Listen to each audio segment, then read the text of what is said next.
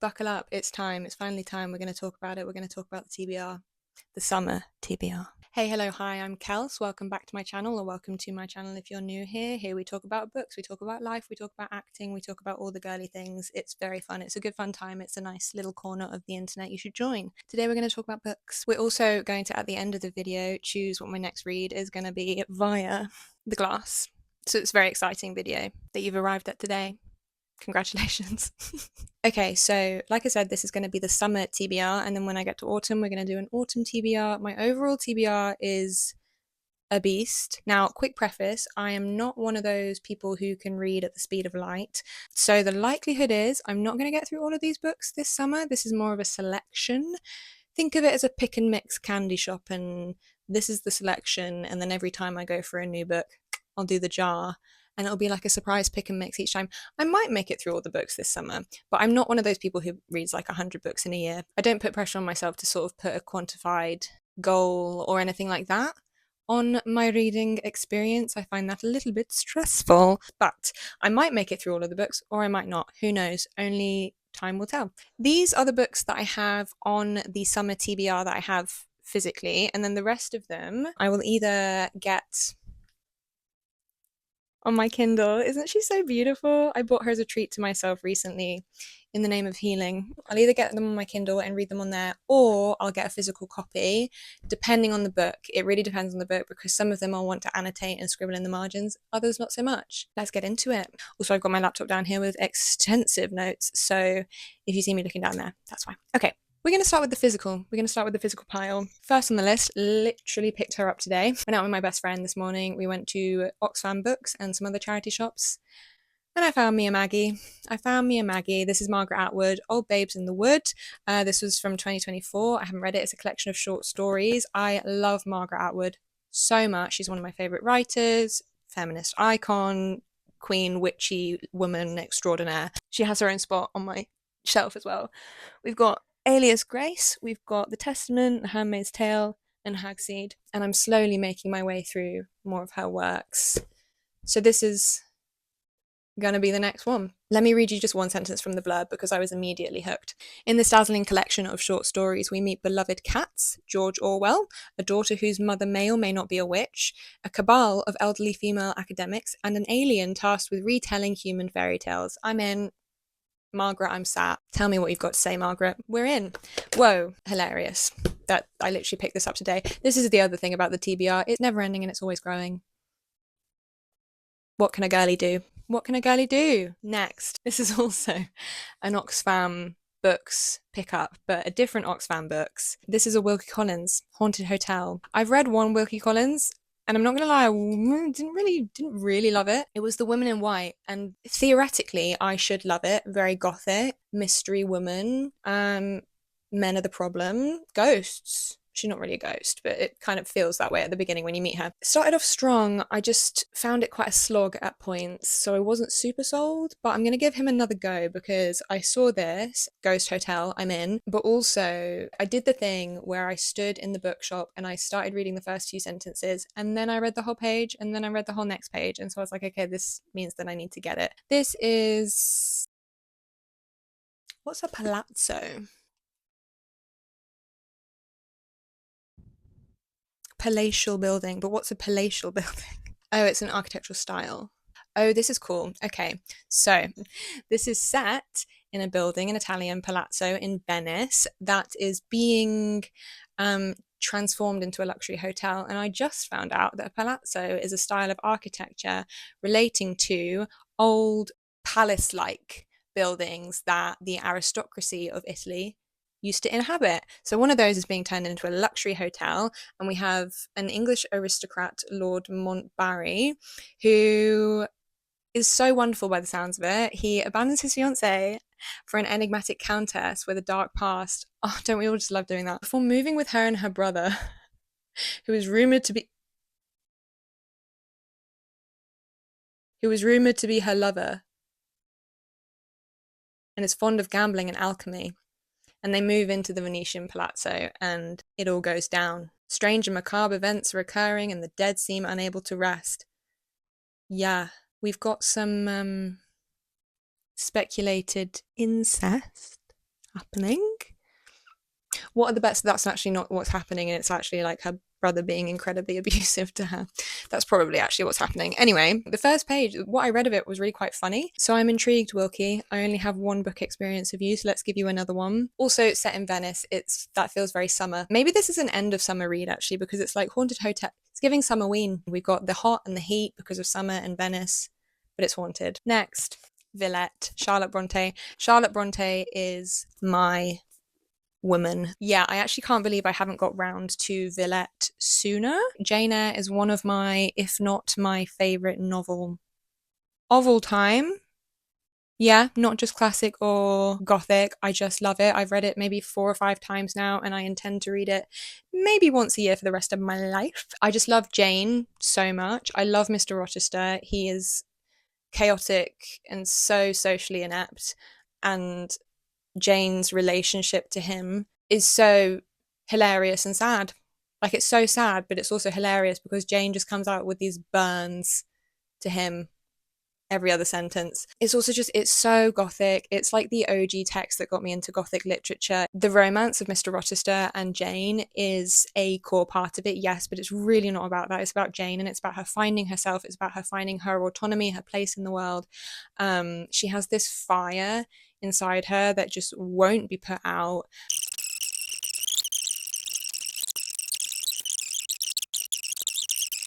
I've gone on a ramble. Let's move on. Let me tell you what Villette is actually about. Villette follows the character of Lucy Snow, who is a young woman trying to find herself. So she goes to the town of Villette. Now, I believe there is actually a town called Villette, but I don't think that's where this is referring to. I think this town of Villette is actually fictional, but it is a European town. And she goes there to become a governess slash teacher at this school, but she has trouble with the headmaster and another teacher there, a dictatorial professor. But it's sort of loosely autobiographical actually from Charlotte Bronte, and it's kind of based on her own experiences, but mostly that's the context of sort of the plot, but it's about her finding herself essentially. But also, if we know Charlotte Bronte, we know there's going to be plot. There's going to be plot, and there's going to be gothic twists and turns, baby. So I can't wait. I love Charlotte Bronte so much. I love the Bronte sisters. Emily Bronte, I love you. And I'm so sorry I have yet to read some of your stuff. I'm sorry, Anne. I'm so sorry. And she really is sort of like the Peggy from Hamilton of the Bronte sisters. I need to remedy that. I will read Anne. I will read Anne. I love the Bronte sisters. They're such little weird gothic little weirdos, and that's my kind of girl. Next, Olivia. This is a reread, actually. My friend a long time ago got me this. I had never heard of it. It's by Dorothy Strachey, and it's about a young girl who is 16 years old called Olivia, and she gets sent to a finishing school in France, and it's queer. She falls in love and becomes obsessed. Limerence. I wonder if this is before limerence was coined actually as a psychological term, but it's definitely limerence. That's really interesting. That just clocked for me. She falls into limerence with her headmistress, and it obviously doesn't go well. She's 16. Her headmistress is a fully grown woman. Nothing, I believe, from if I remember correctly, nothing happens between them because that would be weird. But it's about her obsession with her and what that causes with their relationship. Like, her headmistress definitely has some kind of weird relationship back to her, but it's really good, and it's like that classic queer awakening. Very short as well. I'm gonna reread this in like an afternoon, and I'm very excited because it's been a long time since I read it, but I loved it. Oh, interesting. Orlando by Virginia Woolf is actually recommended on the back as like if you enjoyed this, you'll enjoy that. So there you go. Next is 1984. I'm gonna need a new copy, I think. This is cute, this copy though, because this is obviously horrendously old. It's literally coming apart. But it has a history to it in that it belonged not just to me, but also to my brother and to someone before that, who I actually don't know who. I don't know, James something.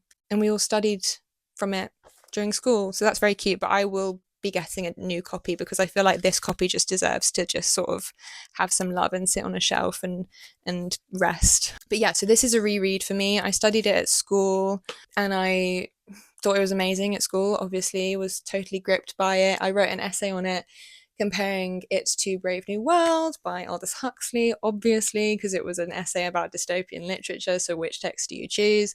Obviously, 1984 and Brave New World. But I want to reread it on my own leisure time with a fully formed frontal lobe. And also, unfortunately, it gets terrifyingly more relevant every minute of every day. And that's another reason why I want a new copy as well, because I want to like annotate in the margins and make all of my notes and stuff. But yeah, for those of you who aren't familiar, 1984, George Orwell, is a dystopian nightmare. Set in 1984, it's the origins of Big Brother. That's literally where Big Brother came from. And it's about an authoritarian slash kind of dictatorial society where people are surveyed at all times by Big Brother. And if you do not abide by the law, you get tortured and disappear, essentially. There are really, really, really strict dictatorial rules about the society, and it follows Winston, our protagonist, who basically ends up having a relationship with this woman, and that is part of one of the things that you're not allowed to do. And it's about his journey to become a rebel against Big Brother and this horrendous dystopian ruling. So here's a quote from it that I noted down, which kind of is a good way of summing up one of the themes in it about control and narratives that governments tell us as well. It says, who controls the past controls the future, who controls the present controls the past. And ain't we discovering that, hey? And governments all over the world always, they're so transparent and always tell the truth, don't they? And they don't twist narratives for their own gain and protection at all.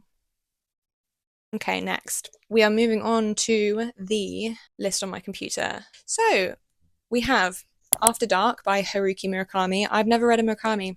I'm very interested to read a Murakami because he's sort of like very hyped, but also I see a lot of criticism about how he writes women. So I'm really intrigued, actually. After Dark sounds quite fun and feels like it's going to be quite a quick read as well. I think it's like 100 and something pages. It's set over one night in Tokyo, and it sounds sort of mysterious and vibey. It sounds very atmospheric. Eyes mark the shape of the city. The midnight hour approaches in an almost empty diner. Marie sips her coffee and reads a book, but soon her solitude is disturbed. A girl has been beaten up at the Alphaville Hotel and needs Marie's help. Meanwhile, Marie's beautiful sister, Erie, lies in a deep, heavy sleep that is too perfect, too pure to be normal. It has lasted for 2 months, but tonight, as the digital clock displays 0000, a hint of life flickers across the television screen in her room, even though its plug has been pulled out. Strange nocturnal happenings or a trick of the night. Just sounds... I'm intrigued. We're going to do it. Next. Babel. Babel by my new queen, R.F. Kuang. I read Catabasis a few weeks ago, loved every bloody second of that book. I literally devoured it. I fell so like head over heels in love with R.F. Kuang's writing, and I can't wait for Babel. Obviously, Babel was like all the rage, and there was a lot of hype when it first came out. And I think people were divided about opinions on it. But now that I've read one R.F. Kuang, I just know I'm gonna love it.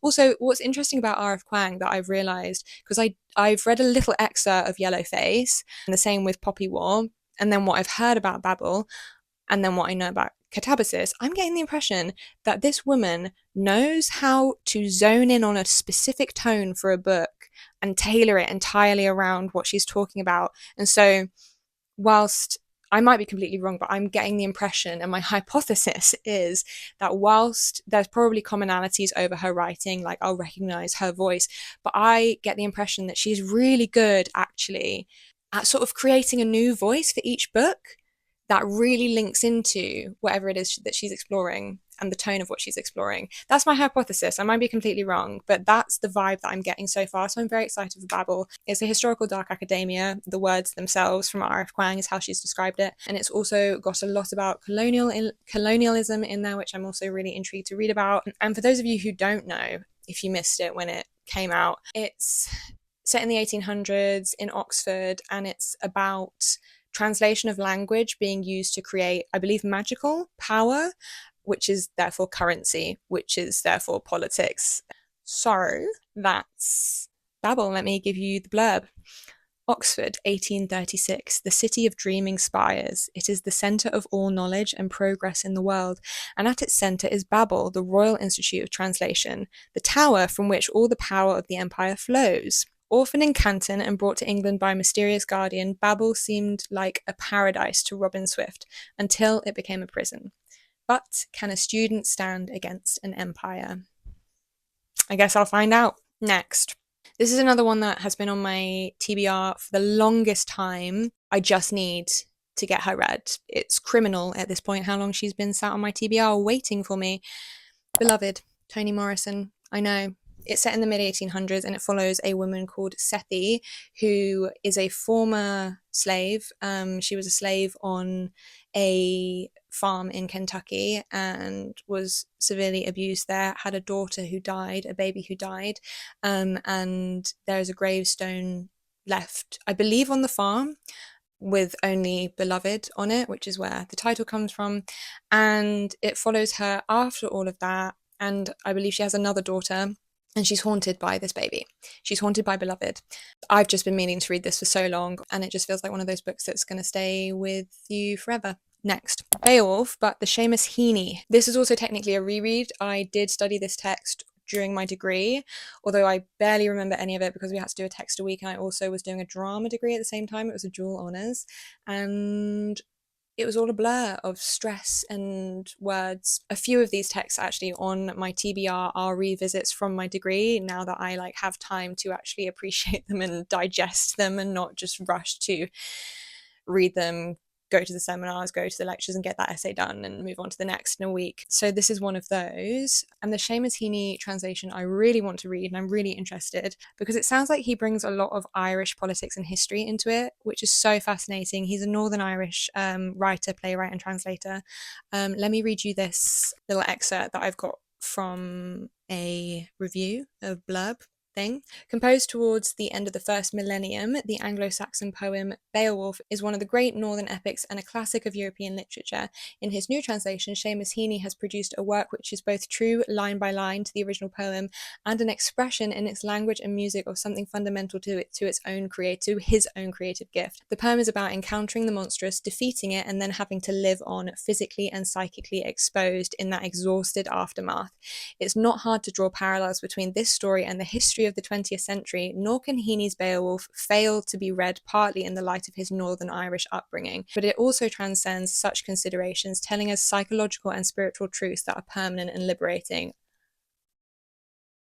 I'm in. I'm diving in. Next, we have Brave New World, Aldous Huxley, another reread alongside 1984. I'll probably read them parallel, when I read 1984, whichever comes up first in the glass, I'll do the other one. I'll pair them together basically because I think they just go really well together. So this is another dystopian about a nightmare, a societal nightmare. It's about eugenics, mostly. I have some interesting thoughts about it that I want to examine when reading it this time round, considering it in the context of AI and this mass sort of enhancement and tweaking and changing with surgeries of our bodies and how normalized and accepted that is nowadays, and how AI just furthers that, and also how weird it is that we can just plug someone's image into AI and completely change it and fabricate images and fabricate beings and create these new fake humans, like this whole Tilly Norwood thing. If you're in the acting industry or in the acting sphere, there's a whole new AI actor that's been created, and now they're making a film with this AI actor. It's all just so dystopian. There's a really interesting parallel between what Aldous Huxley is saying with this book, which I'll get into in a minute, and where we are and where we're headed with all of this AI and body treatments and how everyone looks the same. Everyone looks the same. Listen,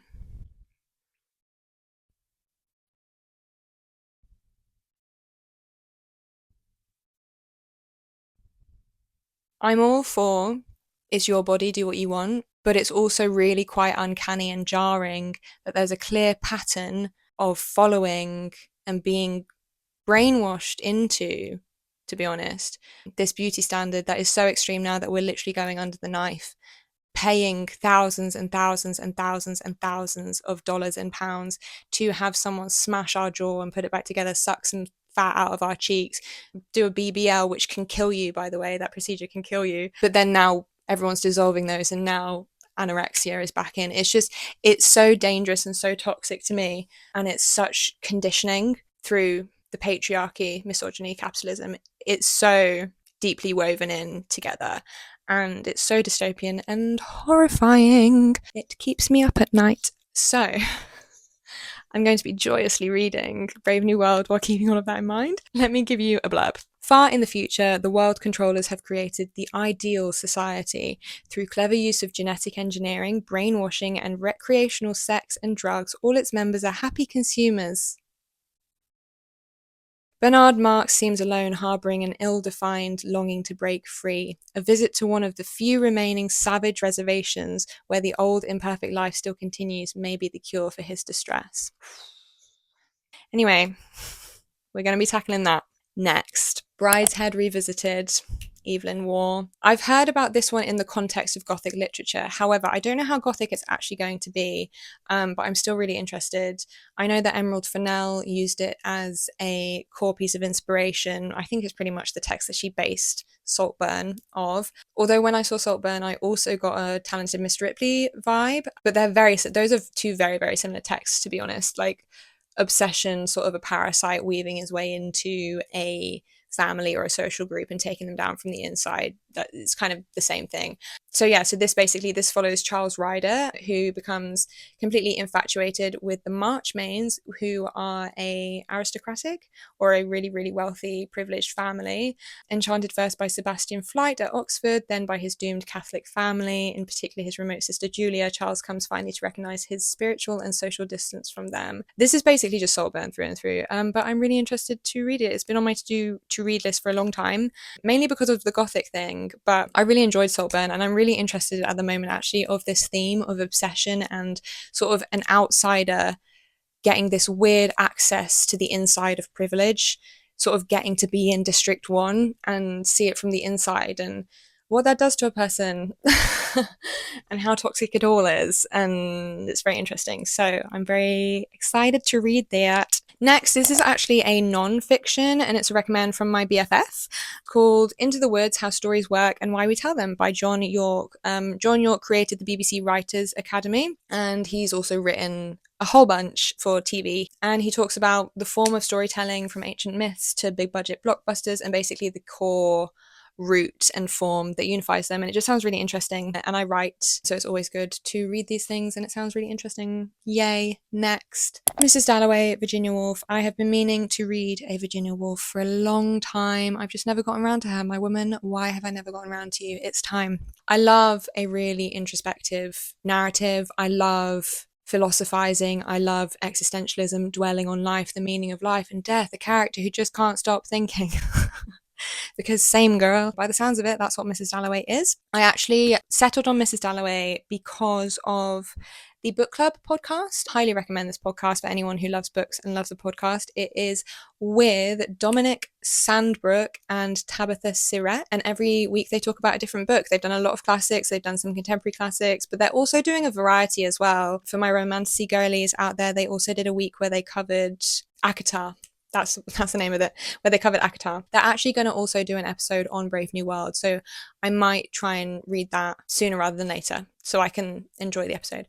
But it's really, really good. So they were talking about Mrs. Dalloway on that episode, and they were talking about how she said at one point when she writes characters, she envisions this giant, massive cave behind each character, and she draws from that cave, and that's how she writes, which makes a lot of sense then if you think about the fact that it's like a very much sort of a stream of consciousness narrative that I get the impression that her writing is. Goes full id, ego, shadow, all of it on her characters, and so I'm excited to read that one as well. So Mrs. Dalloway specifically, it follows Clarissa Dalloway in 1923 when she is preparing one morning in June for a party and remembering her past. Elsewhere in London, Septimus Smith is suffering from shell shell shock on the brink of madness, their days interweave and their lives converge as the party reaches its glittering climax. Here, Virginia Woolf perfected the internal monologue, and the novel's lyricism and accessibility have made it one of her most popular books. She always had the feeling that it was very, very dangerous to live even one day. Girl. Girl. Don't do me like that. Don't do me like that, girl. Next. The Great Gatsby, F. Scott Fitzgerald. This will be my third read through of it. The first one I did at uni, second one I did a few years ago for leisure. This is another one for leisure. It's really hot. It's been really, really hot, as we know. And one of the main things that I remember from Great Gatsby is just everyone complaining about how hot and sweaty they were all the time. And I just really, really relate to that. So that's one vibe why we're reading it. Another read, it's a fun ride. It's the thing about classics that I love, like classic old classics and contemporary classics, is that the more you read them, the more you get from them. And so you can never read a classic too many times, basically. So I just love rereading a classic and being like, oh my god, I completely missed that the last read. And depending on the context of your life and the context of the world around you, you get different things each time. So I love a reread. For those of you who are not familiar with Gatsby, let me give you a synopsis. It's essentially about the fall of our character, Jay Gatsby. It's not from his point of view. Our protagonist is actually a man who lives next door to him, but it's like rich person next door, where next door is actually across a massive lake. And he sees every night across the lake Jay's house just sort of lighting up with parties and like music booming. It's the 1920s, the roaring 20s, and every night he has these infamous parties that everyone knows about. And he's so curious about him because he's this figure in their society that is incredibly high society. Like, his parties are so lavish, everyone wants an invitation, he's top of his game, everyone adores him. But obviously when you're at the top of your game, there's nowhere else to come but down. So it's about that. It's about the fall. And we've also got it's interesting, we've got another sort of theme here of an outsider who doesn't belong or doesn't feel like he belongs in this sort of rich high society environment, sort of being pulled into it by a main character in there and witnessing the crumbling. So there we go. Next, The House in the Cerulean Sea, TJ Klune. I'm excited for this one. This is like the one cozy, nice book on the list. Everything else is like really depressing or really chunky / dense and very existential, whereas this one just seems nice, cozy, happy, quirky vibes. At first, I couldn't remember where I got this recommendation from, like why it was on my list. I was like, where did this come from? It sounds great, but where did I find this? I told my best friend about it, and of course she knew. She was like, girl, it's Jack Edwards. So it's a rec from him, and it just sounds so lighthearted and cozy and fun. So let me give you the little blurb. Linus Baker leads a quiet life. At 40, he has a tiny house with a devious cat and his beloved records for company. And at the department in charge of magical youth, he's spent many dull years monitoring their orphanages. Then, one day, everything changes, as has wont to do in books. Linus is summoned by extremely upper management and given a highly classified assignment. He must travel to an orphanage where 6 dangerous children reside, including the Antichrist. At the orphanage, Linus must somehow determine if these children could bring about the end of days, but their guardian, the charming and enigmatic Arthur Paracelsus, will do anything to protect his wards, and as Arthur and Linus grow ever closer, Linus must choose his duty or his dreams. It just sounds really charming. Like, even just the extremely upper management, I was like, that's so cute, and it sounds like it'll be a little adventure, so that is on the list. Next, The Woman in the Dunes, Cobalt Abbey. I'm so excited for this one. I stumbled across this like a week ago and it went straight on the TBR, and I hope that it comes up soon for me to read because it just sounds so good. It's a translated Japanese classic about an amateur entomologist who's searching in the desert for beetles, but then he comes across this village and the village take him prisoner, and then he finds himself at the bottom of a sands dune with this woman. Who is this woman in the dunes? Who is the woman in the dunes, we ask? He's forced to work as a slave every day, shoveling this sand with this woman, or drown in it and die. That's where he finds himself. It sounds so bizarre and existential. It's definitely giving existential crisis, and I'm sold. I'm in. I'm buying what you're selling, Cobalt Abbey. Tell me about it. Next, Ulysses, James Joyce. This is another contemporary classic that I have wanted to read for a long time. Much like Mrs. Dalloway, Virginia Woolf, it's set over one day, and it's also a stream of consciousness narrative. This is set in Dublin on the 16th of June 1904, and it follows a small group of characters and what happens to them on that day. That's all I know. And also that Virginia Woolf criticised James Joyce and his writing, but it's also really clear that there's a particular passage in Ulysses that really inspired a particular thing in Mrs. Dalloway. I know this because they talked about it on the book club podcast. I don't know any more than that apart from what they talked about. So I'm interested to read that myself as well and sort of compare them. Write a drama.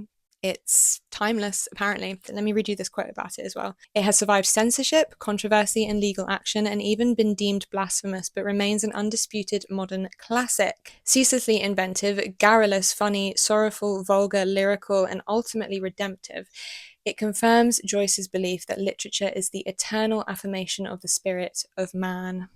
Yes, please.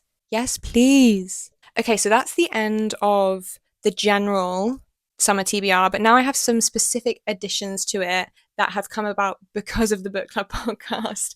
So one that I'm actually literally currently reading, and I'm going to finish today because it's only like it's 139 pages, which is fun because it's the 39 steps by John Buchan or Buchan. I don't know how to pronounce his last name, but it's really fun. It's a hilarious, witty, silly adventure about a man who has found himself in the middle of this massive political scheme about taking down Russia.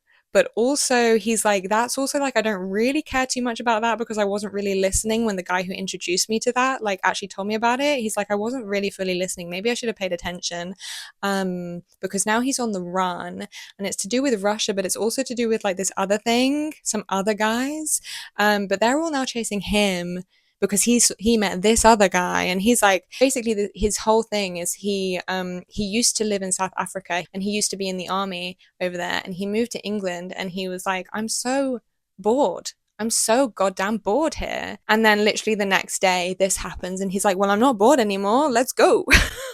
That's literally his attitude as well. It's really fun. So I'm reading that and I can't wait for them to discuss that on the book club. They also turned it into a play, which I actually saw when I was like 14 with my school at the time, but I barely remember it. Not because the play was bad, but because I was depressed. Okay, next. Next on the list from the book club podcast is Emma, Jane Austen. I've read Pride and Prejudice. As a classic book lover, I felt like it was kind of criminal that I hadn't read at least one Jane Austen, but I am more of a Bronte girl. I'm sorry, I am more of a Bronte girl. I enjoy Pride and Prejudice. I respect her so much. I respect everything that she did, but I'm just more of a Bronte girl. I'm sorry. Having said that, I do want to read Emma. It sounds fun. It sounds silly. It sounds witty. And Emma sounds like a really fun, silly, goofy, annoying, but in a fun way character. If you don't know what it's about, what I vaguely get the impression it's about is it follows Emma, surprise, surprise, who is very high society, very rich, privileged young woman. And she basically takes this girl under her wing and tries to make her sort of like her little project, something along those lines. But I was more interested actually in the way that Tabby on the podcast talked about Emma, and actually more interested in the character of it than the plot. So I'm going to read it from that angle and see how we like it. Next.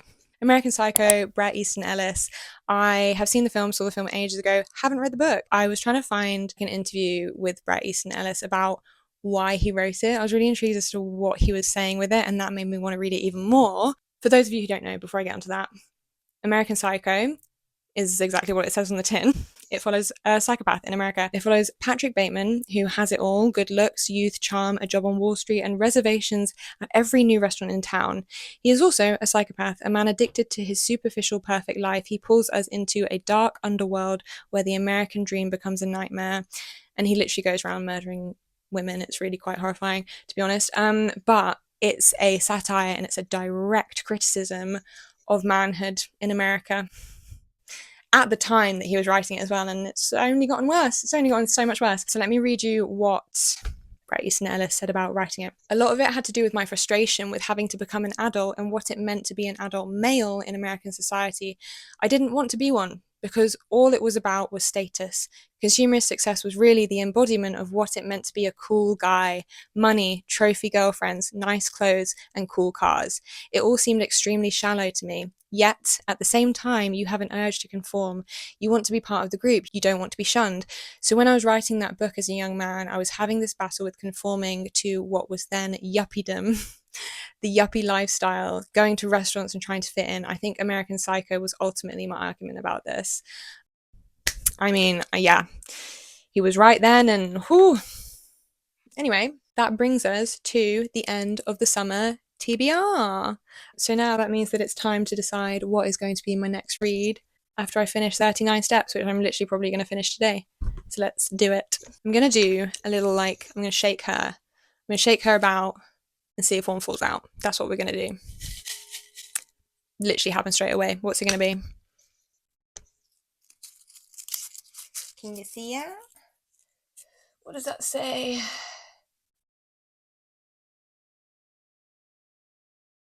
I just saw what that said. I just saw what that said, and I'm really happy about it.